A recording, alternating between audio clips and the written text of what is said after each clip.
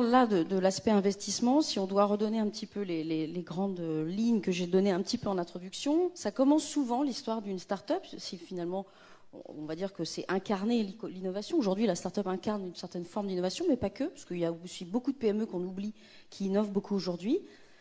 Ça commence souvent par ce qu'on appelle la love money. Donc ça peut être la grand-mère, le papa qui donne un petit peu d'argent, etc., etc. Est-ce que vous, d'ailleurs, en tant qu'investisseur, Magali, quand vous avez lancé Bedicassa, vous êtes passé par cet entrepreneur, bien sûr. Pardon, pas encore investisseur, ça viendra peut-être, on en parlera après. Est-ce que vous êtes passé déjà par cette première étape avant de lever des fonds, et on en parlera après, pourquoi lever des fonds finalement. Est-ce que vous êtes passé par cette étape d'aller demander un petit peu d'argent autour de vous pour lancer l'aventure ? Oui, clairement, je pense que c'est indéniable quand on se situe en France, dans notre écosystème, surtout quand on provient de province et qu'on commence avec 3 000 € en fonds perso et qu'on n'a pas de réseau.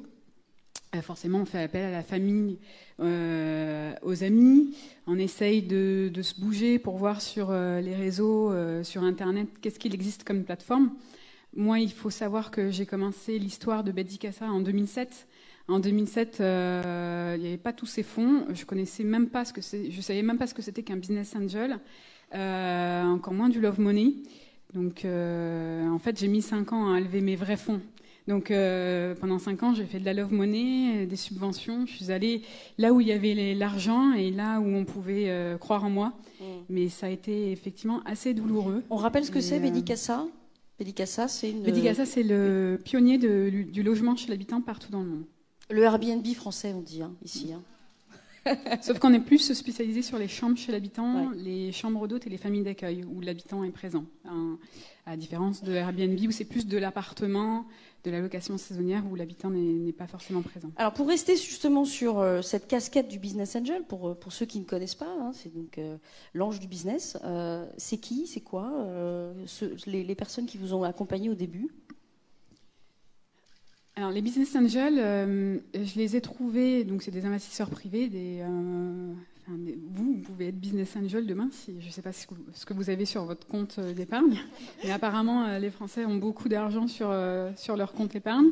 Donc, vous pouvez aller sur des plateformes de mise en relation, en fait, entre des entrepreneurs et des investisseurs, des particuliers, et en fait, faire une plus-value. Et chez Bedicassa, quand j'ai trouvé mes business angels, je suis allée les chercher sur ces plateformes. Alors, je me rappelle d'une plateforme qui s'appelait faisonsaffaires.com, qui maintenant n'existe plus. Et j'ai trouvé mon premier business angel sur cette plateforme. Et ensuite, sur Facebook, où j'avais créé un groupe qui s'appelait Sauvegarde de dernière minute, où on me voyait avec une bouée derrière. Non, ça c'était en 2009. Et il y avait 2500 personnes sur le groupe, et dont quelques particuliers. Et après, dans mon réseau, Bedicassa, en fait, avant de lever les fonds d'amorçage en 2012, j'avais une communauté grandissante, j'avais quand même 40 000 membres. Et donc, certains membres ont investi dans Bedicassa, et également des salariés. Enfin, maintenant, qui sont salariés, mais avant, qui étaient stagiaires.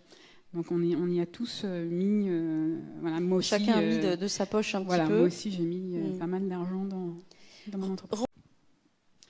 Étant donné que le crowdfunding, je crois qu'ils ont collecté 78 millions d'euros l'année dernière, c'est 3 fois plus, je crois, qu'en 2012. Je pense que c'est pas juste un effet de mode. Je pense que c'est une transformation profonde des mentalités. Il y a, je crois, une quarantaine de plateformes de crowdfunding en France, et après qui se spécialisent. Alors, vous avez des prêts solidaires maintenant, vous avez des thématiques spécifiques sur ces plateformes de crowdfunding. Je pense que c'est nécessaire. Enfin, on parlait tout à l'heure, Marie évoquait les dossiers et la sélection des dossiers. Moi, c'est quelque chose que je ne comprends pas, parce que j'ai fait tous les fonds d'investissement français à Paris. Maintenant, on a une croissance à 3 chiffres. Mais on a attendu 5 ans pour avoir cette croissance. Vous êtes combien chez Bedicassa aujourd'hui ? On est 14, ouais. Et on va encore recruter. Donc on est rentable sur la France et on est en plein investissement. Et il y a 3 ans, avant qu'on fasse cette levée de 500 000 € qui était notre levée de fonds d'amorçage, on avait 7 personnes qui résidaient dans des logements Bedicassa par nuit. Aujourd'hui, on en a 115, ce qui fait 16 fois plus. Et ça, sans les fonds, on n'aurait pas pu embaucher nos équipes, on n'aurait pas pu embaucher des développeurs, parce que vous imaginez même pas comme je me suis cassé le nez avec des prestataires, parce que jamais ils vont vous mettre en œuvre le cahier des charges. Donc, je sais qu'il y en a qui s'y retrouvent dans ce que je dis. Ces plateformes de crowdfunding, elles répondent en fait à un besoin d'amorçage. Ce qu'il faudrait, c'est aller beaucoup plus loin que ça. Aujourd'hui, en France, on manque cruellement de confiance dans les entrepreneurs qui sont talentueux, mais qui sont isolés et qui ne font pas partie de réseaux. Ces plateformes de crowdfunding répondent à cette problématique, mais il faut aller plus loin que ça. C'est-à-dire que la BPI, l'État a développé un statut maintenant pour ces plateformes, donc c'est très bien. Et puis maintenant, je crois que l'internaute peut mettre jusqu'à 1 000 €. Et une société, si vous avez une entreprise que vous voulez vous la faire financer vers les internautes, vous pouvez aller jusqu'à 1 million d'euros. Et ça, c'est en prêt. Donc, c'est pas en financement, c'est en prêt. Donc, c'est très bien. Mais je comprends pas pourquoi se limiter. Et ça, j'ai pas la question. Je l'ai cherché. Je suis allée sur la BPI. J'ai cherché la réponse à cette question. Ça pourquoi on plafonne en fait? Pourquoi dans les sociétés anglo-saxonnes on plafonne pas et pourquoi ici on plafonne? Et moi, j'ai eu d'énormes difficultés à faire comprendre ma vision, mon ambition enfin, la vision, on l'a partagée avec les investisseurs. J'ai quasiment eu aucune objection. La croissance, elle est là. Enfin, on a fait 200% de croissance par an l'année dernière. Pourquoi ils nous ont pas fait confiance? Et on a été sollicité par 3 concurrents qui ont voulu nous racheter, mais on n'a pas envie d'être racheté. C'est trop précoce. Vous avez eu 3 offres fermes de rachat? Oui, et qui valorisaient à 7 fois supérieure la boîte à ce qu'on avait en France au niveau des fonds d'investissement. Donc, moi, je ne comprends pas cette vision qu'on a et ce manque de confiance. 1200 dossiers, 7 dossiers sur 1200. Après, peut-être je ne comprends pas les critères, mais ça fait 0,6%. Parce qu'on n'a pas d'argent. On n'a pas d'argent. Il n'y a pas assez de fonds. C'est pas possible. On n'a pas d'argent. Mais c'est pas possible. Vous ne pouvez pas ne pas avoir d'argent. Vous avez investi dans le Critéo. Alors, attention. Sur le métier d'investisseur. Non, attends. Sur la sélectivité, le métier d'investisseur, c'est quoi? C'est tu choisis des boîtes, après tu les suis, mais les suivre, ça veut dire quoi? Ça veut dire que moi, je suis au bord de toutes les boîtes dans lesquelles j'investis. Si tu veux faire une différence en accompagnant, ça veut dire que tu passes du temps. C'est-à-dire que moi, à titre personnel, je ne peux pas être au bord de plus de 8 sociétés. Et quand je suis au bord d'une société, ça dure 8 ans. Donc il y a un problème de scalabilité. C'est-à-dire que quand on investit, moi j'ai un fonds de 45 millions d'euros, on est 3 associés de directeurs de part, donc en moyenne on va investir dans une vingtaine de sociétés parce qu'on veut pouvoir faire une différence. C'est la différence entre un business angel ou un investisseur qui va être dans un modèle statistique. Tu vois Kima par exemple qui investit très largement, c'est un modèle purement statistique. Nous ce qu'on vend, c'est qu'on apporte de la valeur parce qu'on est présent aux côtés des entrepreneurs, qu'on y passe du temps, qu'on apporte de la valeur, qu'on apporte notre réseau et qu'on va grâce à ça, arriver à faire complètement démultiplier la valeur. Donc ces paris-là, on ne peut pas en prendre 40 par an, parce qu'on est 5 ou 6. Donc il faut plus de fonds d'investissement. Il faut plus de fonds, c'est ce que je dis. Plus de fonds ou plus de capacité. Ou alors, c'est des gens qui ont un modèle d'investissement qui est purement statistique, mais c'est pas ce qu'on fait nous. Alors pourquoi là, j'ai un fonds qui nous a dit oui, donc là, on est en clôture, et lui, il va pas être au board parce que c'est pas son. C'est pas le même modèle. Non, mais voilà, je le remets pas en question. Je pense que c'est bien d'être au board parce que ça permet aussi d'accompagner l'entrepreneur sur le long terme. Mais en fait, moi, il faut comprendre ce que l'on vit au quotidien. Et des choses que l'on dit pas forcément. Je suis pas en train de critiquer la méthode. Je suis juste en train d'essayer de comprendre et je me mets à la place de tous ces entrepreneurs parce que j'ai créé une fédération qui s'appelle Union Web qui représente 1 millier d'entrepreneurs. Combien? 800, je crois, c'est ça? Maintenant, on est plus de 1000. Qui sont en train de passer cette étape que moi j'ai déjà franchie et qui sont dans une douleur incompréhensible parce que il y a des choses qu'on ne dit pas. Et quand j'ai envoyé mon dossier à plusieurs fonds, j'ai eu comme réponse. Alors on m'a, alors je sais, Elaya, je crois que je l'ai envoyé. La réponse était trop start-up. Bon, bah voilà, après, j'accepte la réponse. Et puis, d'autres m'ont fait déplacer. Donc, moi, je viens de Montpellier, je suis venue à plusieurs reprises sur Paris. Donc, ça a quand même duré 6 mois. J'avais d'autres choses à faire, parce qu'on a un peu les mains dans le cambouis aussi quand on développe son activité en France. Mais ce que je comprends pas, c'est qu'ils nous acceptent, ils nous font bosser sur nos business plans, et ensuite, pour nous dire non, ils nous envoyaient un mail en disant non, on ne pourra pas suivre votre croissance, on ne comprend pas l'investissement marketing, ou parce qu'il y en a un gros qui s'appelle Airbnb qui va tout manger, alors qu'on est quand même sur un marché de 11 milliards de dollars, et que je pense qu'on n'aurait pas fait une croissance à 3 chiffres si vraiment ils nous avaient mangé. Donc, en fait, voilà, moi, c'est juste quelque chose que j'ai envie d'un peu de mettre en lumière, parce que je représente des personnes qui comptent un peu sur moi pour délivrer ce message, mais ça ne veut pas dire que c'est négatif. J'essaye de diffuser le message pour pouvoir trouver des pistes de réflexion pour améliorer les choses. Allez Magali, le mot de la fin. Bédicassa, dans 2 ans, ça ressemble à quoi? Moi, j'ai une vision sur 20-30 ans, donc je vais avoir du mal à... En fait, il faut lui demander quand elle devient investisseur. Multi-investisseuse, là pour le coup. Tu crées ton fonds. Pour l'instant, je suis encore endettée, donc... Voilà.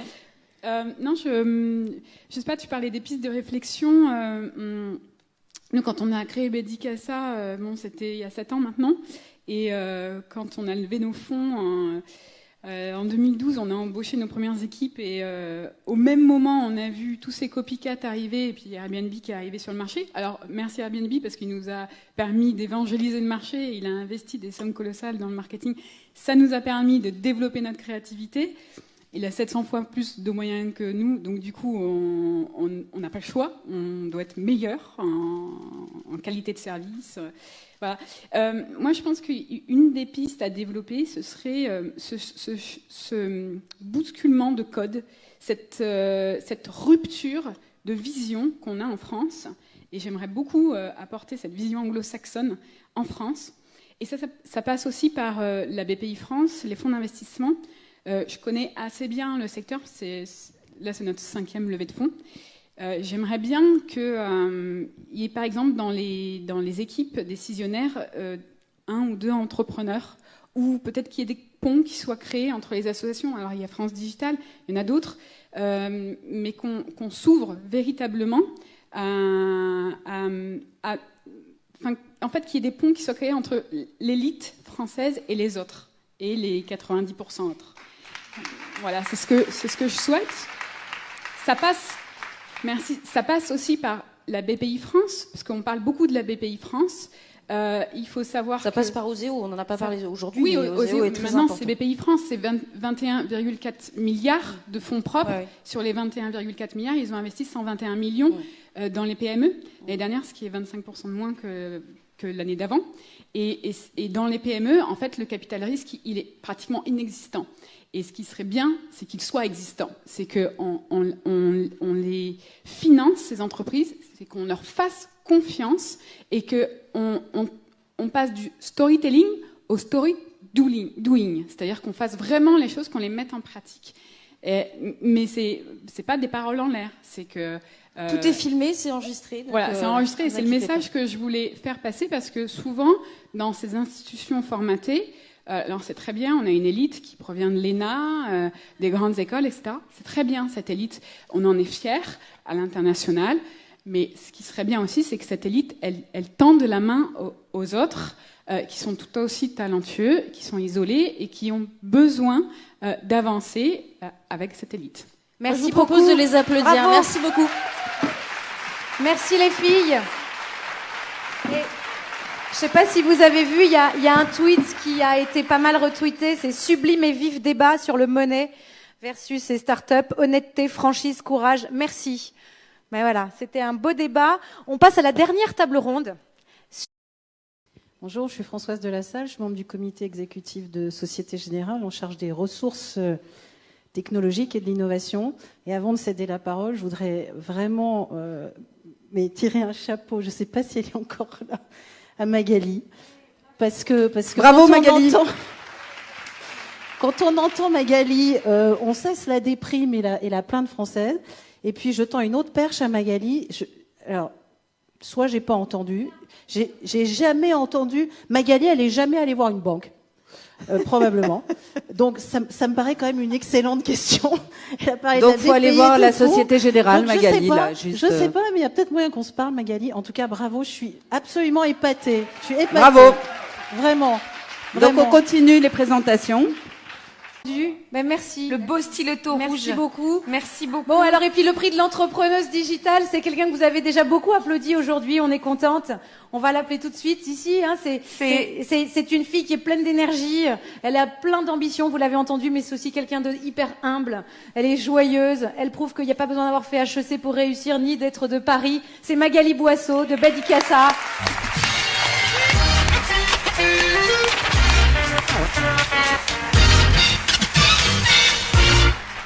Bien. Voilà. Bravo Magali. Tiens, t'as vu? Tiens, Richard t'offre ce beau styletto. Voilà. Tu veux nous dire un petit mot? Diable à plat, je tiens le micro. Oui. Merci beaucoup. Merci beaucoup Catherine. Merci Delphine. L'entrepreneuriat, c'est avant tout une histoire de rencontre et de partage. C'est pour ça que encore une fois, merci, parce que sans vous, je pense que je ne pourrais pas vous transmettre ce message ce soir, et ce message que vous diffusez aussi grâce à ce type d'événement. Je pense qu'on a vraiment besoin d'avoir du positivisme et de l'espoir en France, et c'est grâce à ce type d'événement qu'on a la possibilité de le faire. Les choses évoluent, et grâce à ce livre, les choses évoluent. Je voudrais dire que... Alors, je voudrais dédier ce prix à mes business angels, mes associés qui m'ont fait confiance, à vous, les filles, merci beaucoup. À également une personne qui m'est chère, qui s'appelle Estelle Zazaron, qui est mon associée d'origine, qui a cassé son prêt étudiant pour venir avec moi dans cette aventure entrepreneuriale, et qui a arrêté son école de commerce. Aujourd'hui, elle est directrice des opérations, et Estelle, c'est à la fois ma soupape de sécurité, parce qu'elle régule ma pression afin de m'éviter d'exploser, et c'est aussi mon ballon d'oxygène, parce que elle me revitalise en énergie, cette énergie que je retransmets ensuite à mon équipe, qui la met au service des clients. Et dernièrement, chez Badikassa, on a un challenge à relever qui est la réussite financière, mais au-delà de ça, c'est un challenge d'ordre philosophique et social, parce que on veut prouver qu'un David français peut réussir face à un Goliath américain, et qu'on peut réaliser des choses extraordinaires en provenant d'une origine modeste et en partant de rien. Et ce sera mon mot de la fin pour vous tous.